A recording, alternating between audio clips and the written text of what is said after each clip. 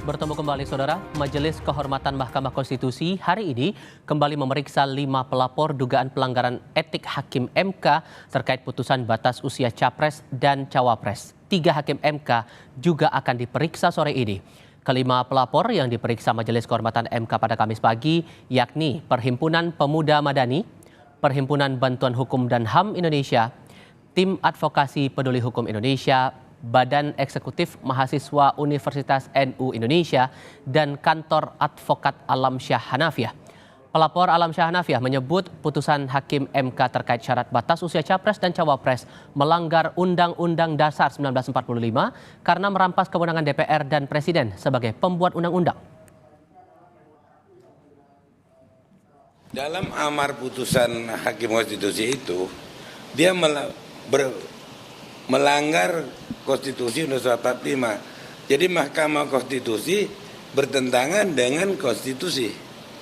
Itu yang kita dalilkan tadi. Karena itu Hakim Konstitusi membuat aturan sendiri, mengambil alih kewenangan Presiden dan DPR. Majelis Kehormatan Mahkamah Konstitusi telah memeriksa 6 Hakim MK dan para pelapor dan masih akan memeriksa Hakim MK dan pelapor lainnya hari ini, serta memeriksa kembali Ketua MK Anwar Usman Jumat besok. Ketua MK Jimli Asidiki menyebut MK telah mengantongi bukti lengkap dugaan pelanggaran etik Hakim MK. Kami sebenarnya sudah lengkap.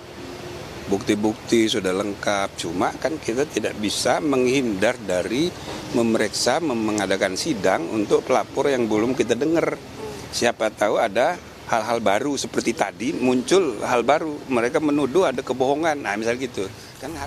Terkait pertanyaan publik apakah putusan MK bisa membatalkan putusan MK, Jimli mengaku belum yakin sidang etik yang ia pimpin bisa membatalkan putusan gugatan batas usia Capres-Cawapres. Bagaimana Anda meyakinkan lembaga penegak kode etik ngurusi perilaku para hakim lalu membatalkan putusan? Itu bagaimana? Saya sih mau aja, ya kan? Tapi kalau ngawur-ngawur hal sekedar emosi, sekedar ya kan nggak bisa. Ya, kalau Anda tanya apa saya udah yakin? Saya belum yakin. Dari Profesor Denny sudah paling logis itu, Profesor cuma saya belum yakin. Jadi kita ini ditugasi menegakkan kode etik perilaku hakim, kok kita disuruh menilai putusan MK itu bagaimana? Pelapor lainnya, Forum Guru Besar yang tergabung dalam Constitutional and Administrative Law Society atau CALS berpandangan sidang etik Hakim MK perlu dipercepat untuk segera mengembalikan marwah Mahkamah Konstitusi. Supaya proses ini bisa lebih cepat selesai dan juga bisa lebih cepat mengembalikan marwah Mahkamah Konstitusi, maka harus diselesaikan secara cepat pula karena tidak menutup kemungkinan ada upaya banding.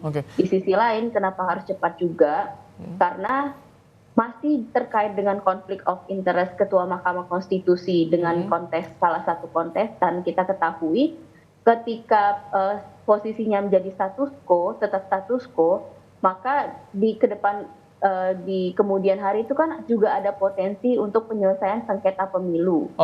Bagaimana kemudian bisa menjaga objektivitas dan juga tidak bias Hakim Konstitusi.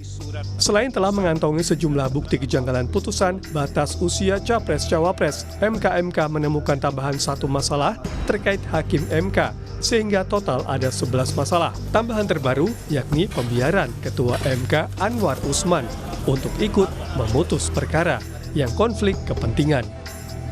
Tim Liputan Kompas TV.